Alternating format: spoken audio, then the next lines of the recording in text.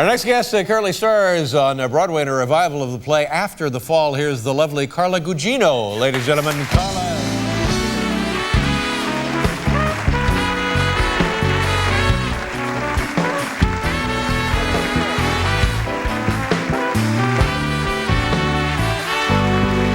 You look lovely. Absolutely lovely.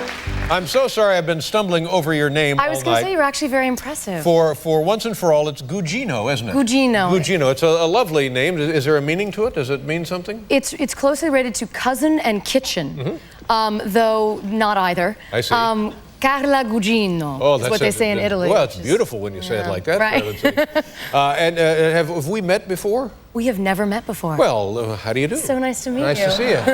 But you worked on some CBS projects here, didn't you? I did. I did Chicago Hope for a season. What were you on Chicago Hope? I played a neurosurgeon.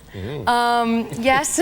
I can't even say it with a straight face. But it was actually an amazing, amazing experience because as an actor, you know, you get the opportunity to do things that you would never do otherwise. And I got to witness a brain surgery. No, really? Literally be in the operating room. And you have to get the okay from the patient. And I wondered what patient would let an actor be in the operating room while their brain was being operated on. Right. But, well, so clearly somebody who needs brain surgery. Exactly. Yeah. But what was...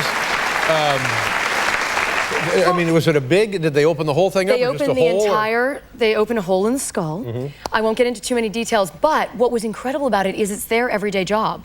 So literally they're listening to Sting and Eric Clapton and, you know, drilling away, and I'm trying my hardest not to faint because it's a once-in-a-lifetime opportunity. Yeah. And in the middle of this operation, the doctor's like, it was at the time that Eyes Wide Shut had just come out, and he said, so, anyone seen Eyes Wide Shut? And I was like, I have, but should I say it? Because, you know, we're like... They don't really want to hear right? it. No. But in fact, then they all started talking about it. Like, yeah, Eyes Wide Shut, and got into an entire conversation about the movie over the man's brain. Good Lord. And I was thankful that he was unconscious. Yeah.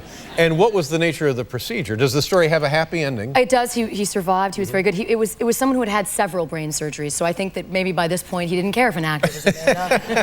But I think he was healthy. And was it visually more than you imagined, or about what you imagined, or no, it was less? actually visually less. There's very little blood involved in brain surgery. I don't know if you know that already, but I didn't. And heart surgery, a lot of blood. Brain surgery, very little. So that's why they say brain surgeons are so precise, and you know, it's very minute little. So it just looked like a little white throbbing thing. White throbbing thing. Thank you.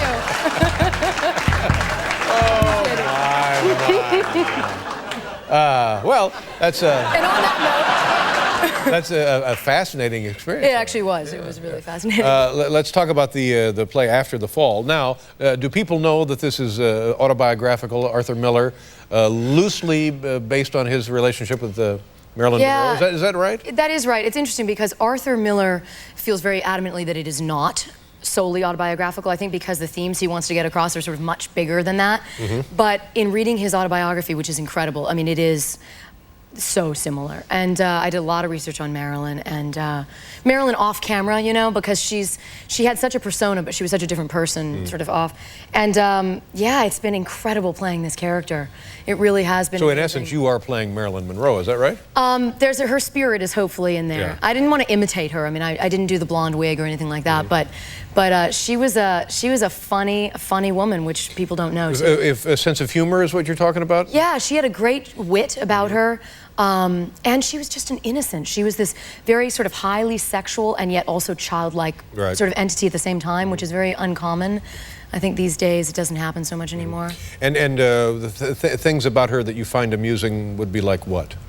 She's, oh God, Marilyn. I mean, you know, one of her famous quotes is sort of, have you ever noticed that what the hell is always the best answer to any question? Which I think is kind of true. What the hell? Yeah. You can do it. Go for it. Try it. But it's been incredible coming from film to stage. I mean, that's been actually... A whole different deal. Such a different deal. Because if anything goes haywire, you stop in the middle of the film shoot, but if anything goes haywire, you got to keep going to the stage. Exactly. I mean, you know, in rehearsal, a cell phone would go off, and I would stop and politely wait for it to, you know, because we're going to start the take again, because the take is ruined. But in a play, no. We have cell phones, we have, you know, a lot of audience interaction, hearing aids, you know, and they can't hear their own hearing aids. Oh, the feedback from the hearing aids? Yes. And the person who who has the hearing aid can't hear it, which is the worst. So then you have the people going, turn that thing off, but the person can't hear.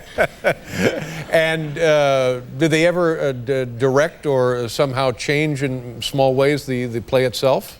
They definitely, you know, you kind of want for something different to happen every night. That's the great thing about live theater. And the other night, I have my character is very sexually open. I have this line. Peter Krause's character says to me, you know, it's so hard to look at you, you're so beautiful. And I say, but you haven't even seen me. Why don't you just stand there and I'll come out naked? Ooh. And someone clapped, which then made the entire audience burst into laughter and gave us a good, you know, zap of energy. Yeah. And do you ever come out naked? I think we'd all... In fact, I do briefly come out naked. Is that right? I do. I change in a scene on stage. And what is that like? I'm not even naked in my own home, really. Ever. No. What is that like? All of a sudden, you're in a theater and everybody in the audience and stuff, and you're just changing clothes? The first couple rehearsals, it was very daunting, and then finally, I just kind of got used to it. I don't know if that's a good thing or a bad thing, but there is a point at which I'm sort of shimmying out of some clothes into a bra and underwear on the front of the stage, right in front of the first row, and you always hear the play-by-play from them, sort of them going, is she gonna, oh no, she is, you know, and you sort of see that what's happening with them, which is interesting. Wow, I should go to more theater. You might want to see the play. I mean, if that's the only way I can get you in. Wow. That's exciting. And of course, we had our Olympic athlete out here. Did you ever play sports, compete in swimming or anything like that? You know, I am the worst at competitive sports of all. I mean, I always was a really good student. I got always 5 A's and a B, and the B was always in PE. And it was basically because competing in that arena is so scary to me.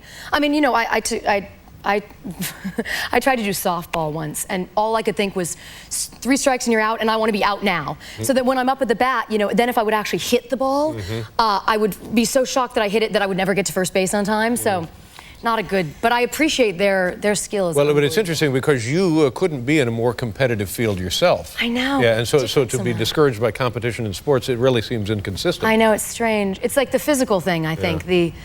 Their bodies are like machines. It's just amazing. How long will you be in the After the Fall? September 12th, we close. What will you do after that? I don't know. I don't know what I'm going to do.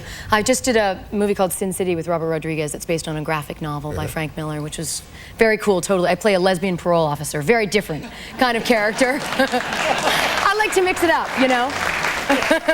Well, here's are you going to work tonight right after the show? I am. Yeah. And about what time do you take your clothes off? You'll have to come see the play and find out. But that would be great, you know, honestly. I would love that. If I could get a seat down front and then... I could place you perfectly. I certainly look forward to that. Carla Gugino, ladies and gentlemen. Thank you so much. Good luck in the run there. Thank you. We'll be right back with tonight's Top 10 list.